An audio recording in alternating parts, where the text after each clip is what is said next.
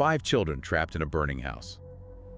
But when the smoke cleared, there wasn't a single bone left in the ashes. Not one. 2-second pause. How does a fire consume everything except the truth? That is the ultimate question, isn't it? It hangs over the whole Sodder family case. We're doing a deep dive today into what happened on Christmas Eve, 1945, in Fayetteville, West Virginia, because it's just one of America's most baffling cold cases. So you have George and Jenny Sodder. They're successful Italian immigrants, and they wake up in the middle of the night to their house just completely engulfed in flames. A total inferno. They managed to get out with 4 of their 10 children. But 5 were still inside. Yeah. Maurice, Martha, Louise, Jenny, and Betty, they were aged 5 all the way up to 14. And they were just gone. The official ruling came down almost immediately. Accidental death, faulty wiring, case closed. But for the parents, George and Jenny, that was just impossible. I mean, the complete lack of any physical evidence, it screamed that something else was going on. They believed from day one it was arson and a kidnapping. Right. And our mission today is to really unpack all these contradictions. You've got, the science of the fire versus what the fire marshal said. You've got clear signs of sabotage. And then this decades-long public search. So I guess the big question we're trying to figure out is, what happens when the official story is just literally impossible? Let's start right there, with the fire itself, because that's where the family's entire theory began, with the simple fact that the fire could not have destroyed those children. Okay, so on the surface, it sounds plausible, a huge house fire, a timber frame house. It goes up fast. The whole home collapsed into the basement in about 45 minutes. It did, yeah, though it smoldered until the fire department finally showed up at 8 a.m. the next morning. But think about this. How do 5 human skeletons just get vaporized in that amount of time? It's just not possible, is it? Not even close. I mean, experts have confirmed this over and over. To actually cremate a body, to get rid of the bone structure entirely, you need a sustained heat of like 1,400 to 2,000 degrees. For hours. For 2 to 3 hours, yeah. Inside a professional sealed crematorium, a house fire, even a really hot and fast one. It just doesn't do that. It's not controlled enough. And Jenny Sodder, the mother, she knew this instinctively. The sources say she started doing these really grim experiments on her own. She did. She started burning animal bones, chicken bones, beef joints, things like that, just to see what would happen. And every single time, she found charred remains. Every time. It just reinforced her belief that if her children were in that fire, there should have been something left. And the contradiction gets even starker when you look at what did survive the fire. They found things in the rubble, Yeah, like what? A dictionary that was only partly burned, some coins that had melted and fused together, even big pieces of the tin roof were still there. So, if paper and metal survived, how could 5 sets of human bones just disappear? Exactly. It doesn't add up. And then 4 years later, in 1949, things get even stranger. The Sodders finally convinced the authorities to do a proper excavation. And they find something. They find 4 small human vertebrae. And for a moment, you think, okay, here it is. But then the Smithsonian gets involved. The analysis comes back.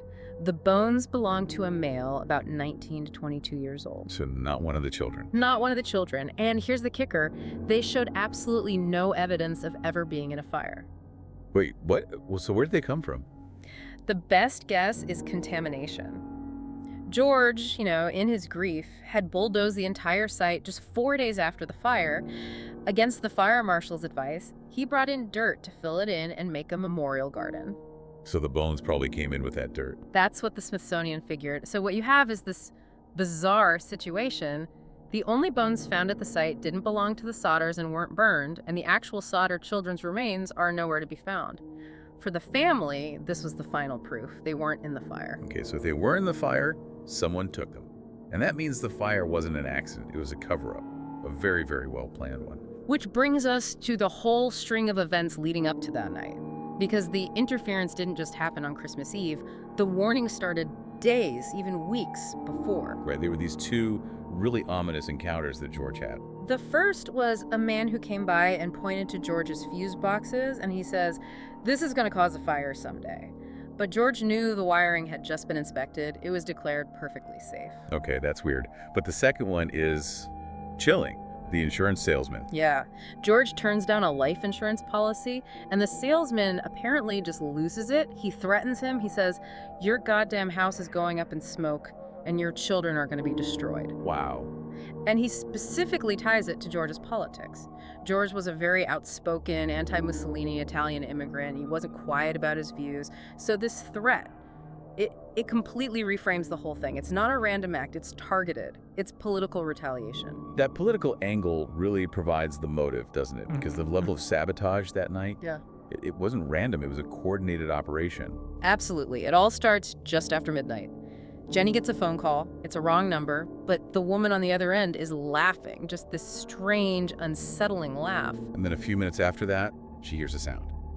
A loud thud on the roof, and then a rolling sound, like something heavy rolling down the shingles. Which their daughter Sylvia later found evidence of, right? This weird rubber object in the yard. Exactly. George thought it was some kind of napalm pineapple bomb, like from the military.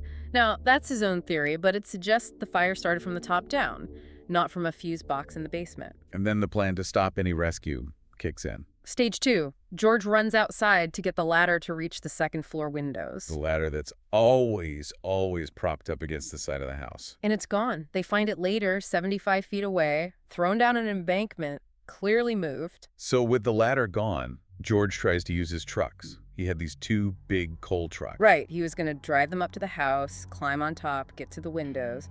But both trucks, which were working perfectly just hours earlier, They wouldn't start. neither of them. Now, the cynical take is that in his panic, he flooded the engines. But George was convinced they'd been tampered with. And when you add that to the missing ladder and the threats, The pattern is undeniable. Meanwhile, their daughter Marion is running to a neighbor's to call for help. and this is 1945, so there's no 911. It's a manual phone tree. The neighbor has to call an operator, who then has to call all the volunteer firefighters one by one. But the system fails completely. Because the phone line was cut. A repairman confirmed it later. Cut 14 feet up the pole, not burned through by the fire. Someone climbed that pole and severed their only connection to help. So it took until 8 a.m. for the fire crew to finally get there, hours after the house was already gone. It's this combination of failures that convinced the Sodders this was organized. Whether it was the Sicilian mafia or pro-fascist sympathizers, someone was sending George a message by destroying his family. And they held on to this belief that the children were alive, they had to, and there were even some early sightings that fueled that hope. Yeah, almost immediately. A woman claimed she saw the kids in a car driving away from the fire, and a waitress at a rest stop 50 miles away said she served breakfast to them the next morning. And they were with Italian-speaking adults, Yeah. right? In a car with Florida plates. That's what she said. Now, these tips were never verified, but for George and Jenny, it was everything. It was proof. And that search for proof, it became their entire lives. And they made sure nobody in that town or driving through it could ever forget. The billboard. In 1952, they put up this massive billboard on State Route 16. It had pictures of all 5 missing children and a $10,000 reward. That's not just a sign, that's a statement.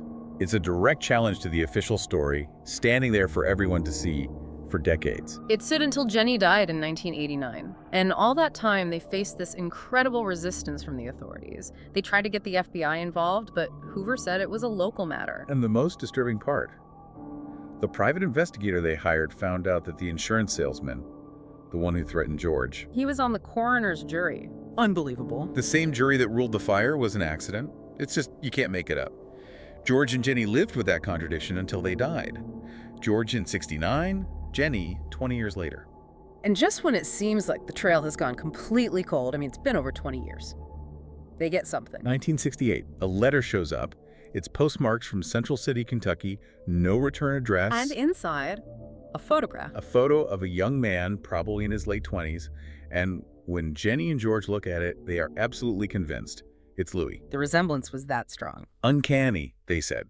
The dark curly hair, the straight nose, even a specific upward tilt in his left eyebrow that they recognized. But there's a message on the back, and it was weird. Very cryptic. It Yeah. said, Louis Sodder, I love Brother Frankie. Illo boys. A90132 or 35. What does that even mean, ill boys? Nobody knows. Maybe a typo for Lil Boys? Or some kind of code? The numbers were a total mystery, too. But the photo.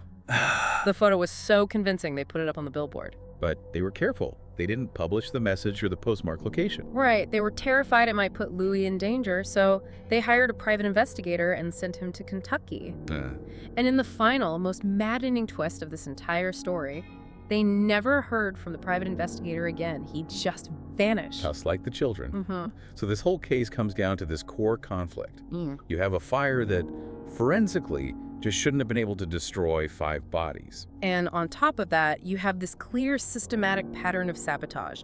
The threats, the cut lines, the disabled trucks, it all points to a kidnapping. But the other side of the argument is, well, maybe George messed up the investigation by bulldozing the site.